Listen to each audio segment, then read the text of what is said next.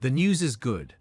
The explosion from Ouagadougou, where Captain Ibrahim Traure silently demolished the fiction of Western military supremacy, went unnoticed by the West. Burkina Faso was transporting Chinese armored vehicles and rocket launchers onto its territory, not as help or charity, but as evidence that Africa no longer rents its defense. While commentators in Paris continued to discuss African instability. Abruptly, there was quiet. There won't be any headlines, news conferences, or celebrations, because how do you report the loss of your own authority? Now let's get started. For years to come, Western diplomats will be played by the date of October 10, 2025. Burkina Faso saw something considerably more significant than a military incident while the world's media silently ignored it. The balance of power on African soil underwent a dramatic change. Captain Ibrahim Traure oversaw a handover ceremony in the capital that was more akin to prophecy than politics. A complete arsenal of contemporary armored vehicles, rocket systems, and air defense units was formally given to the Burkina Faso army. These items were not leased or gifted, but rather possessed. It was more than simply another shipment of weapons. It was a country's declaration that it would no longer outsource survival or borrow security. There was more than just hardware in the truck that passed through Ouagadougou that morning. From Paris to Washington, every embassy was shaken by the message it delivered.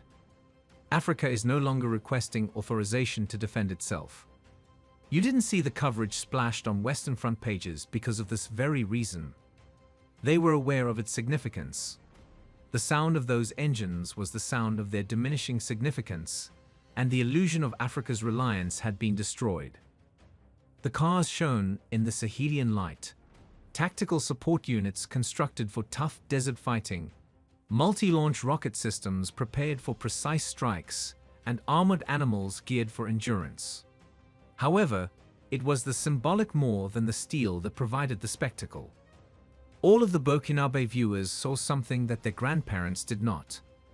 An African army that is educated, equipped, and led by its own citizens on its own territory, free from outside supervision. Traore did not show up in a limousine with foreign advisors on either side. Barehanded, vulnerable, and grounded, he stood amid his warriors. He spoke to his fellow soldiers as a soldier, not as a politician. Although his remarks were brief, they carried the weight of decades. We stand up for what is rightfully ours and don't rely on anyone else to do it. That was the silent explosion that the world overlooked, the kind that changes history without making a sound. For the first time in contemporary West African history, a country besieged by an insurrection was not seeking outside assistance. It was developing the ability to fight and prevail on its own terms by turning inward. Additionally, foreign onlookers completely overlooked another small but significant aspect. This was a transfer of thinking as much as a transfer of weapons. The Western model of security through surveillance is no longer accepted in Burkina Faso. It is constructing security via sovereignty, which poses a far greater threat to the established system. Here's the actual query though. How did a landlocked country with limited resources, constantly demonized by the international media, achieve what decades of Western cooperation had failed to produce? How did it go from being a student in the classroom to being the one who had to rewrite the lesson? The growth of Burkina Faso took time. After months of destroying a structure intended to maintain national obedience, what happened on October 10th was the result. For many years, the Burkina Faso army was a patchwork of borrowed radios, used trucks, and joint operations that needed Western officials' signatures before a single patrol could deploy. The assistance was accompanied by embarrassment. Spare parts had to be shipped from Europe when the cannons jammed. Reports had to be submitted in either French or English before assistance could be provided when logistics failed. It was a leash rather than a military partnership. Traore started by silently severing that leash. The appearance of generosity was the initial aim. He stopped accepting donated rifles because they came with a hidden cost: policy compliance. Funds that were previously utilized to host foreign missions were redirected by the government into local supply chains and domestic training. The reasoning was brutally straightforward. When to shoot is up to the country that purchases its own ammunition. Then observers were taken aback by the economic judo technique. Burkina Faso changed its trade routes and began directly trading gold, cotton, and agricultural products with partners in Asia and the Middle East, rather than begging for additional aid.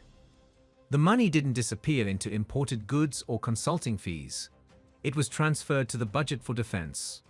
By doing this, the army was able to acquire the Norinco VN-22Bs and SR-5 launchers without having to use IMF financing. Each transaction was a declaration. Equipment was insufficient on its own, but we can form partnerships without mortgages. Traore recognized that dependency was psychological as well as pecuniary.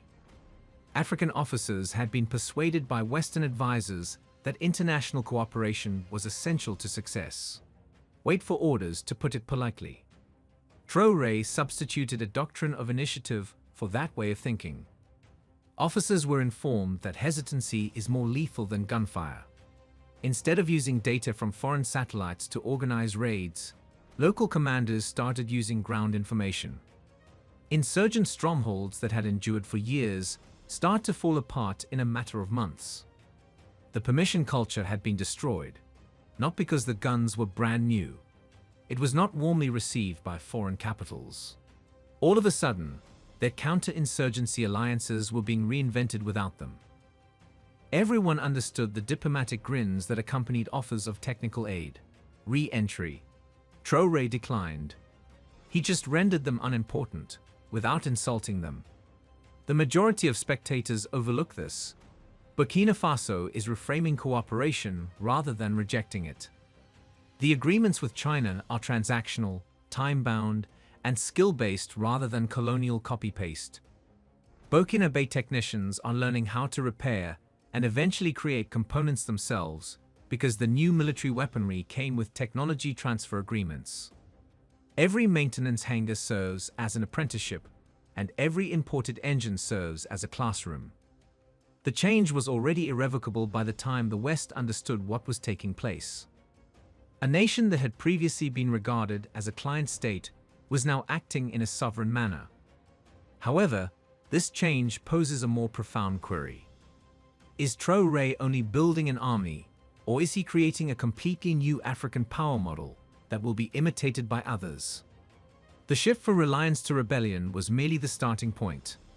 What followed was a much more radical theory that was expressed in the daily activities of troops, mechanics, and village patrols rather than in policy documents or whiteboard designs. Traore's new military philosophy is based on psychology rather than statistics or finances. It's about altering the African soldier's perception of what he is fighting for and under whom. He began by posing a harsh query that no Western general had ever ventured to make in Africa. Did we truly defend our country if we were killed with borrowed weapons? The military culture was completely transformed by that one idea. Officers started using local languages for training rather than colonial ones, substituting Sahelian-specific tactics for imported drills. The Burkina Faso army started fighting as residents defending their homes rather than pursuing rebels through deserts like NATO impersonators. There was an instant difference. Soldiers were serving a purpose rather than merely obeying commands. However, the concept was moral as well as military. According to Traore, the army is the nation's spinal cord, an institution that unites identity, pride, and productivity rather than being a tool of war. Engineers, welders, and mechanics trained alongside riflemen in barracks that were transformed into educational facilities. The army started producing its own uniforms, maintaining its own vehicles, and cultivating its own food. It was now a force capable of withstanding isolation rather than a force waiting for supply drops. An army that feeds itself has no fear of an embargo, according to Traore. This merging of defense and economy is subtly innovative. The idea of African sovereignty ceased to be merely a catchphrase for the first time. It became quantifiable in terms of tons of locally milled grain, hours of independent maintenance labor, and kilometers of patrols conducted without outside assistance. Civil restructuring was what the West mistakenly believed to be militarization. Traore made sure that every weapon used to protect Burkina Faso also protected the country's economy by integrating soldiers into local industrial lines. A new generation of commanders was beginning to emerge in the meantime. Raised on Burkina Bay soil rather than in foreign academies, these men and women are proficient in both local struggle and strategy. They are the intellectual offspring of a philosophy that rejects the foreign fear of failure. They are more than just soldiers. For them, losing independence is permanent, although losing territory is only temporary. The faith was more unsettling to foreign observers than the weaponry. A belief that authorization, approval, or oversight are not necessary for Africa's defense. Traore transformed devotion into logistics and patriotism into training. He created an army that battles for something that no outside military could ever provide: self-respect. And this unavoidably sparked a response. Because Western influence decreased as Burkina Faso's doctrine gained strength. As if African unification was a threat, their diplomats started to murmur about regional instability. However, that might be the most illuminating aspect. The term escalation refers to African nations' eventual self-defense, which immediately raises the following query. What does this mean for the old powers that previously claimed to be able to secure Africa if Burkina Faso's self-reliant model spreads throughout the Sahel? Western politicians were already searching for answers by the time Burkina Faso developed its self-reliant philosophy. They found it incomprehensible that a nation that had previously been written down as weak was now exhibiting assurance, skill, and authority. Western capital's silence was one of disbelief rather than perplexity, because their entire relationship with Africa had been built on the unwritten tenet that we protect, you obey for decades. That model is now collapsing. In addition to challenging the system, Traore has shown how ridiculous it is. Although it was marketed as a collaboration, the West's military presence throughout Africa, from drone bases in Niger to counter-insurgency outposts in Chad, acted more like insurance. Under the pretense of security collaboration, they could control trade routes, impose policies, and take resources as long as African states relied on their protection. However, that insurance coverage is about to expire due to Burkina Faso's recent independence. The first thing that disappeared when the Burkina Bay administration stopped accepting Western aid packages was meddling rather than money. No more external vetoes masquerading as strategic cooperation, and no more joint committees to approve activities. This was an existential defeat for Western defense leaders, not simply a diplomatic one.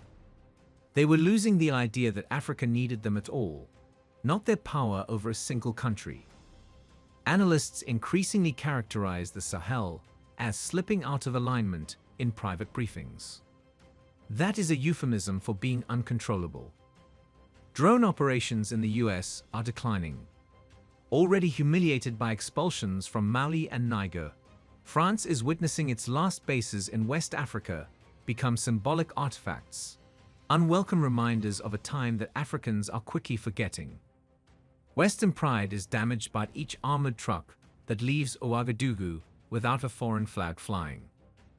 However, the fear is more about narrative control than it is about military access.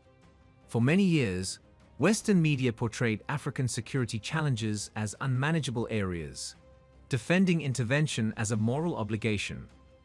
However, that narrative is no longer valid due to the emergence of regional alliances, such as the Sahel states' ES alliance and local command structures. What exactly is the West's duty if Africans are able to protect their borders and people without the help of NATO or the UN? The answer is increasingly none, but they're rebranding the defeat instead of acknowledging it. The latest euphemism for what was once known as sovereignty in the Sahel is authoritarian consolidation, which Western analysts are now warning about. It is despotism when Africans make their own decisions. They are a partnership when they are made by foreigners. The last haven of a collapsing empire is that double standard. The irony hurts. The same nations that advocated democracy for decades are now denouncing Africans for exercising their right to independence. The government of Traore has redefined collaboration rather than outright prohibited it. He has demonstrated that national pride cannot be outsourced and that respect for one another does not require permission slips. But this transition isn't just political theater. It's having repercussions well beyond the boundaries of Burkina Faso. In the Sahel, the idea of self-defense is gaining popularity. Soon, the question won't be how the West responds. The question will be whether Africa is prepared to manage the new authority it has recently regained. What started in Burkina Faso is no longer limited to its boundaries, which explains the fear in Western circles. The concept initially moved silently before gaining pace due of inevitability. The Burkinabe model has come to represent what every African country secretly longs for, but seldom dares to try. Self-determination without regret. Leaders from Bamako to Niamey are studying Traore's theory as a model rather than an experiment. In an effort to lessen its dependency on European training missions, Mali has started retooling its military forces with local command autonomy. After harboring foreign drones for years, Niger is finally negotiating on its own terms as a stakeholder rather than a staging area. The same taboo question is being asked by governments in West Africa, East Africa, and the Horn of Africa, even outside of the Sahel. Why can't we live without the security umbrellas of the West if Burkina Faso can? There isn't a military escalation taking place. It's emancipation of the mind. Africans are realizing for the first time in a generation that internal cooperation, rather than external stability, is the source of strength. Traore's vision now emphasizes determination above weaponry. He has demonstrated that a small country can upend global hierarchies when a leader substitutes discipline for reliance, and the change is pragmatic rather than lyrical. Burkina Faso's economy and diplomacy have already started to be impacted by its defense reorganization. Local businesses are producing new skills and opportunities by supplying parts for military upkeep. Once deserted by bandits, order communities are now able to trade safely. Burkina Faso diplomacy now has a firmer, bolder, and more confident tone. The nation now attends summits to negotiate rather than to make pleas. That shift in posture has affected Africa's wider geopolitical balance. It was more than just the formation of a regional bloc when Sahel states at EA's alliance declared greater integration in intelligence, logistics, and resource security. It was a statement to the world that Africa is finished playing the role of the client continent, and the West knows it. Every convoy that succeeds, every province that is secured, and every new industrial alliance outside of the Western area serves to confirm a reality that they have long attempted to conceal. Respect is what Africa needs, not rescue operations. The most noteworthy aspect of this tale, however, is not what Traore accomplished, but rather how he reinterpreted what it means to be an African leader. He's offering ownership of upheaval, not unending stability. He is aware that sovereignty without fight is a fiction, and that freedom is messy. His strategy is effective because of this. Instead of seeing Africans as objects of history, it treats them as adults. Africa now stands at a pivotal moment, caught between a new era of self-determination and the lingering shadows of dependence, even as other nations begin their own transformations. The West faces a clear choice: accept a confident, self-assertive Africa, or retreat into sentimental memories of a world that no longer exists. The future of African influence won't be drafted in Washington, Paris, or London. The age of asking for permission is over. It will be shaped in places like Ouagadougou, by Africans who are finally writing their own story instead of waiting for someone else to hand them the pen. If a small nation such as Burkina Faso can challenge and break long-standing structures of dependency, what excuse remains for larger nations to continue bowing? Share your thoughts in the comments. When will Africa stop seeking approval from those who exploited it for generations and begin demanding accountability? And if you'd like more content like this, subscribe and tap the notification bell so you never miss a new video.